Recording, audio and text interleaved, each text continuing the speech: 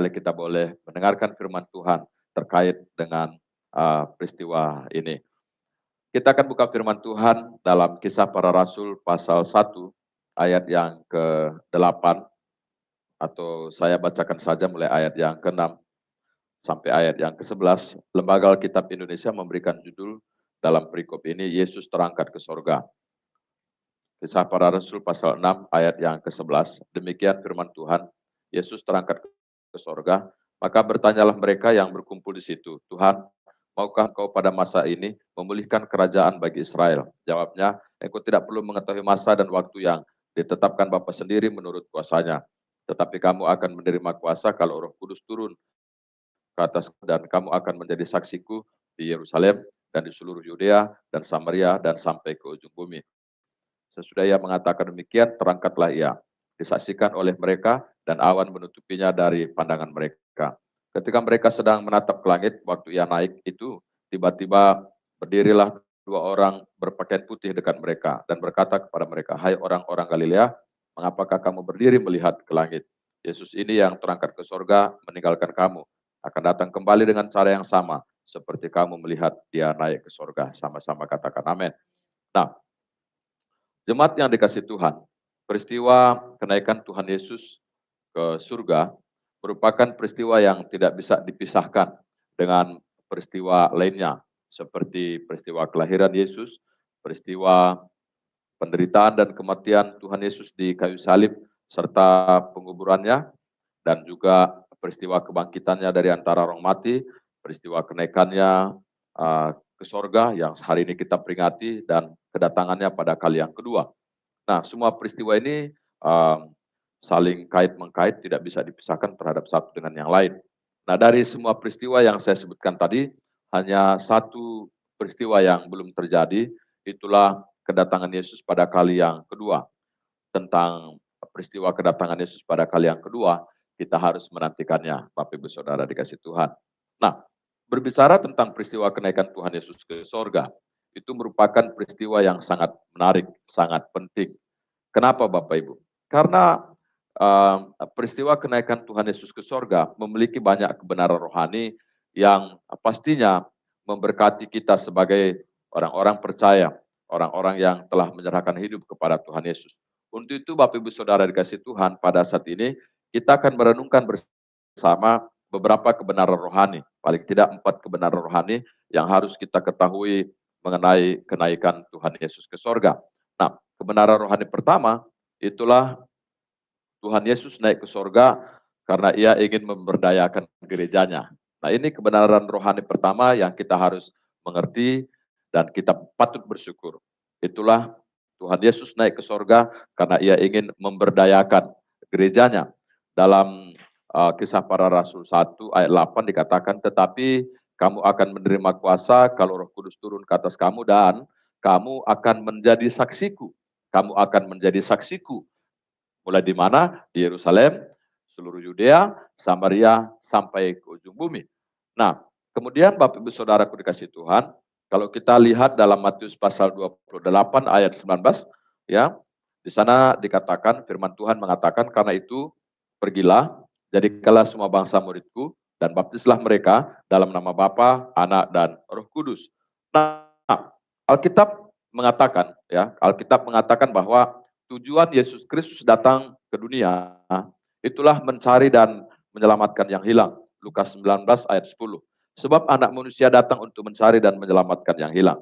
Nah, Bapak Ibu Saudara dikasih Tuhan, Tuhan Yesus telah mengerjakan keselamatan, karya keselamatan itu. Ya, kalau dikatakan bahwa anak manusia datang untuk mencari dan menyelamatkan yang hilang. Nah, Tuhan Yesus sesungguhnya sudah mengerjakan karya keselamatan itu, ya.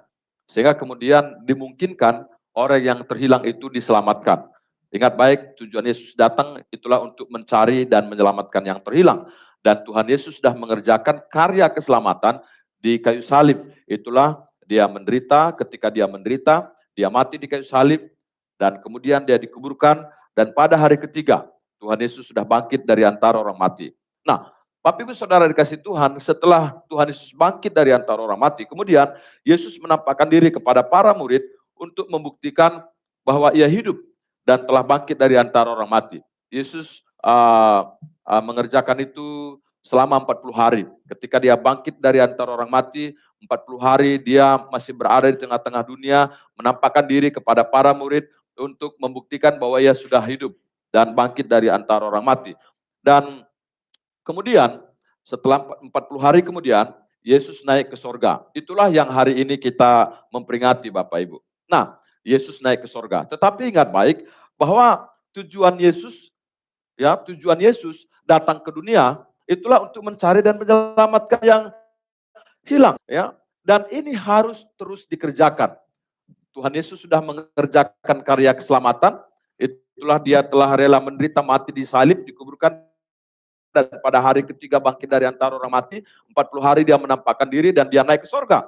Tetapi tujuan Yesus yang awal itu dan tujuan Yesus untuk mencari dan menyelamatkan yang terhilang itu harus terus dikerjakan. Kalau tidak, Bapak Ibu, kalau tidak, maka kemudian karya keselamatan yang telah ia kerjakan di kayu salib menjadi sia-sia. Nah, itulah sebabnya, sekali lagi, itulah sebabnya sebelum Yesus naik ke sorga, ia memanggil para murid, kemudian berfirman, ya, karena itu, pergilah, jadikanlah semua bangsa muridku. Karena itu, pergilah, jadikanlah semua bangsa muridku. Nah, dari kebenaran firman Tuhan ini, kita bisa melihat bahwa Yesus naik ke sorga karena dia ingin memberdayakan gerejanya untuk memberitakan kabar sukacita kepada sebanyak mungkin orang. Ya, supaya gereja memberitakan kabar sukacita, ya, supaya kemudian sebanyak mungkin orang dapat menyerahkan hidupnya kepada Tuhan, dapat percaya kepada Tuhan Yesus Kristus. Nah, Bapak Ibu Saudaraku dikasih Tuhan Yesus Kristus, ini yang saya maksud dengan Yesus naik ke sorga karena dia ingin memberdayakan gerejanya. Karena dia ingin memberdayakan semua kita orang-orang yang percaya, memberitakan kabar sukacita. Itulah kabar keselamatan dalam Kristus Yesus. Bahwa Yesus Kristus yang adalah Allah. Dia telah menjadi manusia, kemudian dia rela menderita di kayu salib, dikuburkan, mati di kayu salib, dikuburkan, dan pada hari ketiga dia sudah bangkit dari antara orang mati dengan satu tujuan, itulah untuk menyelamatkan manusia yang berdosa. Dan sekarang Bapak Ibu Saudaraku dikasih Tuhan, berita sukacita ini, berita kabar sukacita ini sekarang dipercayakan kepada gereja, dipercayakan kepada kita semua untuk memberitakannya kepada sebanyak mungkin orang. Supaya apa? Supaya sebanyak mungkin orang boleh datang dan percaya kepada Tuhan Yesus. Karena Tuhan Yesus berkata, Bapak Ibu Saudaraku dikasih Tuhan, akulah kebenaran, akulah jalan kebenaran dan hidup, tidak ada seorang pun yang datang kepada Bapa di sorga kalau tidak melalui aku. Nah, oleh sebab itu Bapak Ibu Saudaraku dikasih Tuhan, dari ayat itu, dari firman Tuhan itu kita tahu persis bahwa hanya Yesuslah satu-satunya jalan keselamatan untuk seseorang datang menyerahkan hidupnya, menerima anugerah keselamatan daripada Bapa surgawi.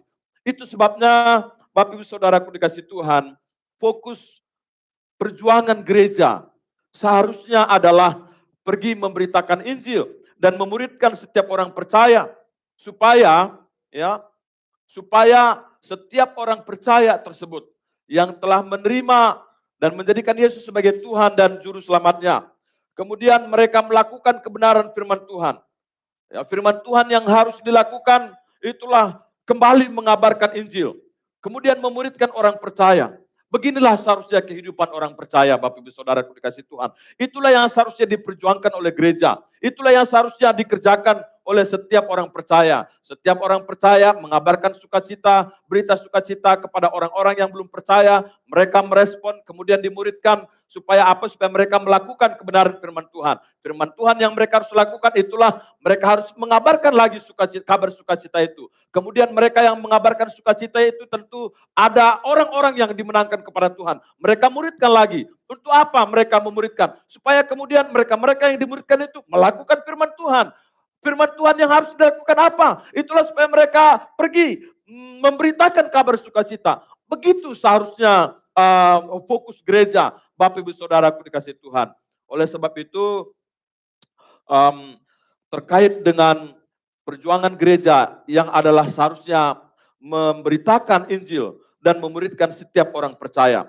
Terkait hal ini, gereja tidak boleh kehilangan gairah.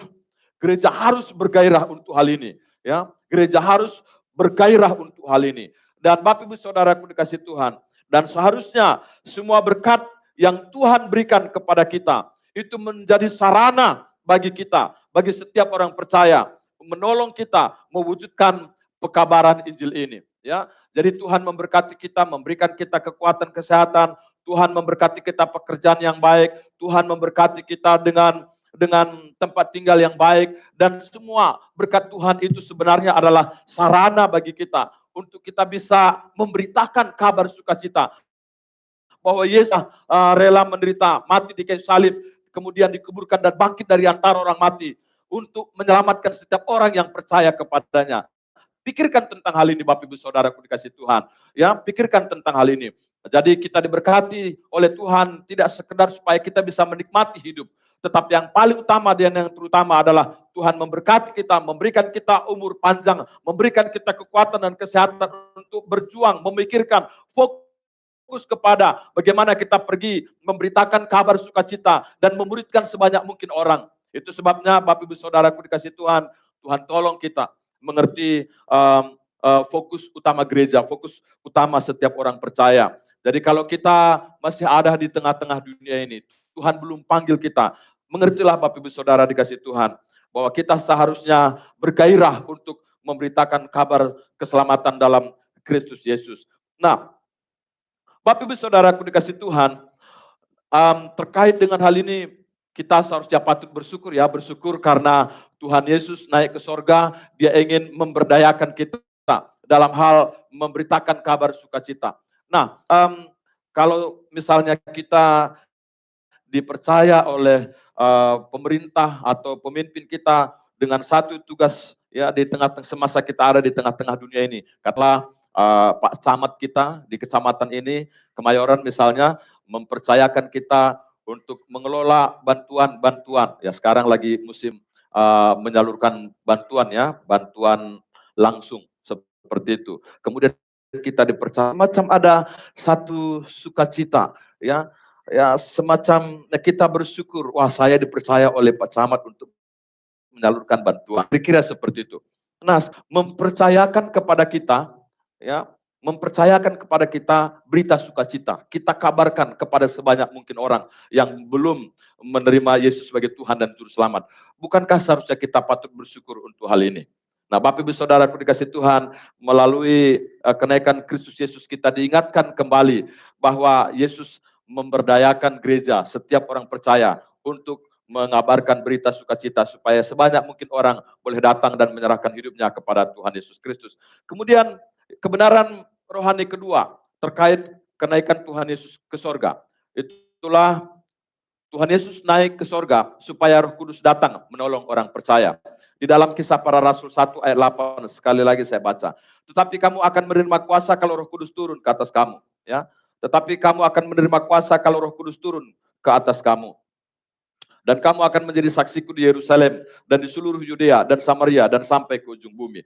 Nah, Bapak Ibu Saudaraku dikasih Tuhan, hidup kita sebagai orang percaya tidak semata-mata bergantung pada sesuatu yang ada pada diri kita. Ya, kita tidak bergantung pada kepada manusia seperti yang Tuhan inginkan. Seharusnya kita bergantung kepada Tuhan. Dan itu dimungkinkan. Kalau kita lihat dalam Zakaria 4 ayat 6, ya, maka firman Tuhan mengatakan di sana. Maka berbicaralah ia katanya. Inilah firman Tuhan kepada Zerubabel bunyinya. Bukan dengan keperkasaan dan bukan dengan kekuatan, melainkan dengan rohku, firman Tuhan semesta alam.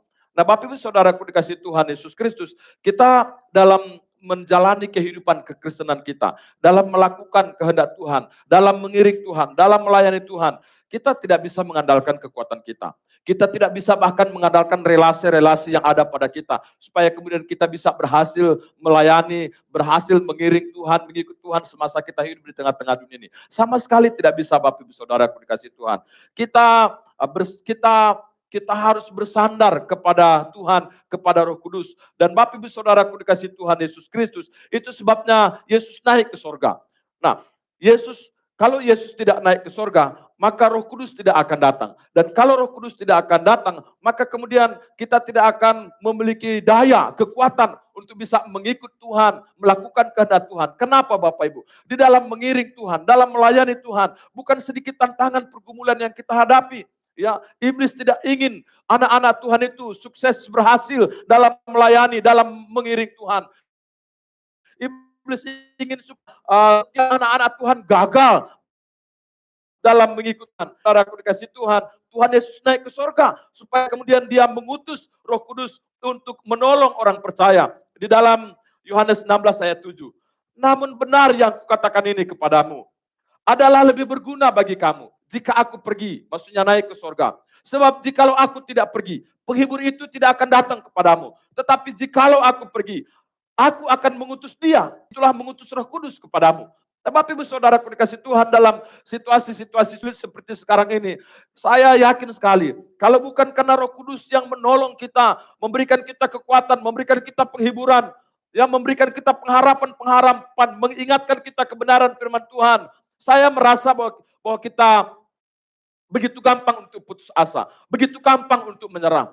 Tetapi kita bersuka cita, kita bersyukur kepada Tuhan ketika Yesus naik ke sorga. Ya, sebelum dia naik ke sorga, dia telah berfirman kepada para murid, adalah lebih berguna kalau aku pergi, adalah lebih berguna kalau aku naik ke sorga, supaya aku kemudian bisa mengutus Roh Kudus penghibur itu. Kenapa Bapak Ibu Saudaraku dikasih Tuhan? Penghibur itu, Roh Kudus itu akan menolong kita hari lepas hari di dalam melakukan kehendak Tuhan. Dalam firman Tuhan mengatakan bahwa Roh Kudus itu menolong kita untuk mengingatkan kebenaran firman Tuhan. Roh Kudus mengajar kita untuk hidup seturut dengan kebenaran firman Tuhan.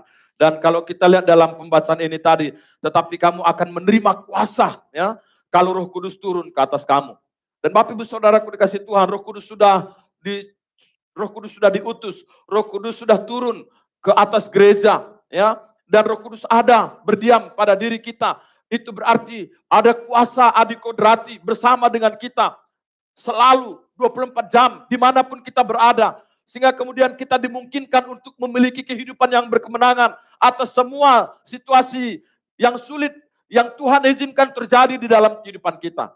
Nah, kita patut bersuka cita, patut bersyukur untuk hal itu. Oleh sebab itu Bapak Ibu Saudaraku dikasih Tuhan Yesus Kristus, mari kita selalu berserah, bersandar kepada Tuhan melalui pribadi Roh Kudus dan berkata, mari Roh Kudus menolong kami senantiasa dari hari ke hari di dalam pengiringan kami kepada Tuhan. Dengarkan baik Bapak Ibu Saudara dikasih Tuhan, tanpa Roh Kudus hidup kita ibarat pelita tanpa minyak dan garam tanpa rasa asin, ya, tidak berguna dan dibuang orang. Itu sebabnya penting sekali Roh Kudus itu. Dan kita firman Tuhan katakan jangan mendukakan Roh Kudus. Oleh sebab itu Tuhan tolong kita, ya, supaya kemudian kita tidak mendukakan pribadi Roh Kudus itu di dalam kehidupan kita, yang senantiasa setia untuk menolong dan memberikan kekuatan kepada kita supaya kita bisa menjadi garam dan terangnya Tuhan di tengah-tengah dunia ini. Pujilah nama Tuhan. Dari kebenaran rohani kedua yang kita belajar pada saat ini, telah Tuhan Yesus naik ke sorga supaya Roh Kudus datang menolong orang percaya dalam menjalani kehidupan kekristenannya selama dia di tengah-tengah dunia ini. Kemudian yang kebenaran rohani yang ketiga, Tuhan Yesus naik ke sorga, ya, ingin menjelaskan, menegaskan, memberitahukan kepada kita bahwa sorga itu nyata. Kalau kita lihat dalam Kisah Para Rasul 1 ayat yang ke-11, firman Tuhan berkata seperti ini. Dan berkata kepada mereka, hai orang-orang Galilea, mengapakah kamu berdiri melihat ke langit? Yesus ini yang terangkat ke sorga. Ya, Yesus ini yang terangkat ke sorga. Menarik sekali kalimat itu, ya. Yesus ini yang terangkat ke sorga, meninggalkan kamu, akan datang kembali dengan cara yang sama seperti kamu melihat dia naik ke sorga. Ya, akan datang dengan cara yang sama seperti kamu melihat dia naik ke sorga. Nah, Bapak Ibu Saudaraku dikasih Tuhan, Yesus Kristus naik ke sorga. Nah, ayat ini memberikan kekuatan luar biasa kepada kita, bahwa sorga itu bukan isapan jempol belaka. Sorga itu nyata. Kenapa Bapak Ibu Saudara dikasih Tuhan? Karena Yesus naik ke sorga. Walaupun kita yang masih ada pada saat ini belum pernah ke sorga, tapi karena Alkitab mengatakan bahwa Yesus naik ke sorga, maka itu cukup menjelaskan kepada kita bahwa sorga itu nyata. Nah, Bapak Ibu Saudaraku dikasih Tuhan, bukankah ini menjadi satu kekuatan bagi kita? Satu satu sukacita bagi kita. Wah, ternyata sorga itu ada. Dan itu merupakan impian kita bersama. Kesanalah kita nanti akan pergi. Dan Bapak Ibu Saudaraku dikasih Tuhan, ada banyak tantangan pergumulan hidup yang kita alami. Dan kemudian ketika kita teringat bahwa ada sorga, maka kemudian semua pergumulan, semua tantangan itu kita bisa lewati karena kita tahu ada sorga yang akan kita tuju. Alkitab mengatakan tentang sorga, di sana tidak ada air mata, di sana tidak ada penderitaan, di sana tidak ada kesusahan. Dan Bapak Ibu Saudaraku dikasih Tuhan, oleh sebab itu kita bersyukur Yesus naik ke sorga, membuktikan bahwa sorga itu ada. Itu bukan isapan jempol belaka. Dan yang terakhir Bapak Ibu Saudaraku dikasih Tuhan, kebenaran rohani tentang kenaikan Tuhan Yesus ke sorga, menjelaskan kepada kita bahwa bumi ini ya bukan tempat kita untuk tinggal selama-lamanya. Keliru kalau kita berpikir bahwa bumi ini adalah tempat tinggal kita selama-lamanya. Salah kita kalau kita berpikir seperti itu Bapak Ibu. 1 Tesalonika 4 ayat 16 mengatakan begini. Sebab pada waktu tanda diberi, yaitu pada waktu penghulu malaikat berseru dan sangkakala Allah berbunyi, maka Tuhan sendiri akan turun dari sorga. Kembali lagi ya, dikatakan Tuhan sendiri akan turun dari sorga. Dan mereka yang mati dalam Kristus akan lebih dahulu bangkit. Sesudah itu kita yang hidup, yang masih tinggal, akan diangkat bersama-sama dengan mereka dalam awan menyongsong Tuhan di angkasa. Demikianlah kita akan selama-lamanya. Tidak dikatakan 10 tahun, 20 tahun, tapi dikatakan selama-lamanya bersama-sama dengan Tuhan. Nah, itu menjelaskan kepada kita Bapak Ibu Saudara dikasih Tuhan bahwa tidak selama-lamanya kita di bumi ini. Itu sebabnya kerap kali kita mendengarkan bahwa bumi ini fana, ya kan? Bukan abadi.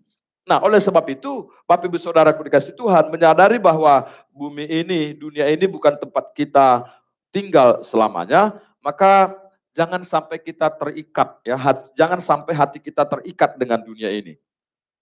Jangan sampai hati kita terikat dengan dunia ini. Itu akan membuat kita menjadi tidak terlalu bersungguh-sungguh dengan Tuhan. Kalau kita terikat dengan dunia ini, itu akan membuat kita menjadi tidak terlalu sungguh-sungguh dalam melakukan pekerjaan-pekerjaan Tuhan. Dan oleh sebab itu, kadang-kadang memang Tuhan izinkan kita bergumul, menderita Bapak Ibu ya. Ya, bergumul, menderita. Entahkah kita orang yang ada, orang yang kurang berada, semua yang namanya orang, ya, manusia, ada pergumulan, ada tantangan, ada masalah. Dan sebenarnya salah satu tujuan daripada pergumulan itu adalah untuk mengingatkan kita, menyadarkan kita, oh iya, bahwa bumi ini bukan tempat saya untuk selama-lamanya. Supaya apa Bapak Ibu Saudara dikasih Tuhan? Melalui pergumulan itu, kemudian kecintaan kita kepada dunia, keterikatan kita kepada dunia semakin apa namanya, semakin tidak kuat. Maka kecintaan kita kepada Tuhan dan sorga, itulah yang seharusnya kuat di dalam hati dan batin kita. Nah, oleh sebab itu, Bapak Ibu Saudara kasih Tuhan, itu sebabnya ada kadang-kadang kita berkata di tengah-tengah pergumulan yang kita alami, kita berkata, ya Tuhan, datanglah segera, ya, supaya saya bisa ke sorga. Nah, itu baik untuk kita, tapi jangan selalu begitu. Itu baik untuk kita kadang-kadang untuk menyadarkan kita bahwa bumi ini memang bukan tempat tinggal kita selama-lamanya. Itu sebabnya jangan sampai kita terlanjur mencintai dunia ini Bapak Ibu. Ya, biarlah kita mencintai Tuhan dan mencintai sorga ya di dalam kehidupan kita. Dan kalau kita masih ada di tengah-tengah dunia, kalau kita belum dipanggil Tuhan pada saat ini, apa tujuannya? Apa maksudnya? Nah, maksudnya adalah itu merupakan kesempatan bagi kita untuk mengumpulkan harta surgawi kita, ya, melalui ketaatan kita kepada firman Tuhan. Di dalam Matius pasal 6 ayat 19 sampai 20 mengatakan begini, janganlah kamu mengumpulkan harta di bumi. Di bumi ngengat dan karat merusakkannya, dan pencuri membongkar serta mencurinya. Tetapi kumpulkanlah bagimu harta di sorga, Di sorga ngengat dan karat tidak merusakkannya, dan pencuri tidak membongkar serta mencurinya. Jadi Bapak Ibu Saudara dikasih Tuhan, kalau hari ini kita masih sehat dan kuat, kalau hari ini kita sebagai orang percaya masih Tuhan izinkan untuk ada di tengah-tengah dunia ini, ya, itu berarti kesempatan bagi kita untuk mengumpulkan harta surgawi kita. Itu tidak akan dicuri oleh pencuri. Ya, firman Tuhan katakan, ngengat dan karat tidak akan merusak harta surgawi kita. Pertanyaannya bagaimana kita mengumpulkan harta surgawi kita yang akan kita terima di surga kekal selama-lamanya itu. Itulah dengan kita melakukan kebenaran firman Tuhan. Paulus berkata, hendaklah kamu saling bertolong-tolongan, ya, terhadap satu dengan yang lain. Karena dengan demikian kita akan menerima upah. Paulus juga berkata dalam 1 Korintus 15:58 mengatakan bahwa segala jerih lelah kita dalam persekutuan dengan Tuhan tidak sia-sia. Itu artinya akan ada upah, akan ada mahkota yang kemudian kita akan nikmati, terima ketika kita tinggalkan bumi yang fana ini dan masuk ke surga, rumah kekal kita selama-lamanya itu. Di sana kita akan melihat betapa kita bersyukur kepada Tuhan bahwa semua jerih lelah kita tidak pernah sia-sia selama kita hidup di tengah-tengah dunia ini. Itu sebabnya Bapak Ibu Saudaraku dikasih Tuhan, layani Tuhan, lakukan yang terbaik untuk Tuhan dalam masa-masa sulit seperti ini. Mari saling memperhatikan, saling doa mendoakan, karena semua itu akan menjadi harta sorgawi kita. Ya, oleh sebab itu Tuhan tolong kita. Kita dianjurkan untuk menabung, ya, supaya kita bisa memiliki kehidupan yang baik, nyaman di masa tua kita. Tidak salah, itu baik juga. Tetapi jangan lupa Bapak Ibu, jangan lupa bahwa yang terutama adalah mari kita kumpulkan harta surgawi kita. Kita tabung melalui perbuatan-perbuatan baik kita. Firman Tuhan katakan, segelas air putih saja kita berikan kepada seorang nabi, kita menerima upah nabi kok. Apalagi segelas air susu, ya kan? Nah, Tuhan tolong kita supaya kemudian kita mengerti prinsip kebenaran firman Tuhan. Kalau hari ini kita masih ada, kuat, sehat, layani Tuhan, lakukan yang terbaik untuk Tuhan. Karena dengan demikian kita sedang mengumpulkan harta surgawi kita. Jadi yang keempat, ya, kebenaran rohani keempat, kenaikan Tuhan Yesus ke surga menegaskan bahwa dunia ini bukan tempat kita selamanya. COVID-19, ya, membuat bangsa-bangsa resah. Kita juga resah seperti itu. Ya, berharap melalui peristiwa ini kita semua sadar bumi ini bukan tempat tinggal kita selama-lamanya. Bukan, surga lah tujuan kita, tempat tinggal kita selama-lamanya. Kalau kita masih hidup di tengah-tengah dunia ini, mari kita lakukan yang terbaik untuk Tuhan kita. Tuhan Yesus memberkati, demikian kebenaran firman Tuhan. Haleluya. Baik, Bapak Ibu Saudara dikasih Tuhan, kita akan berdoa dan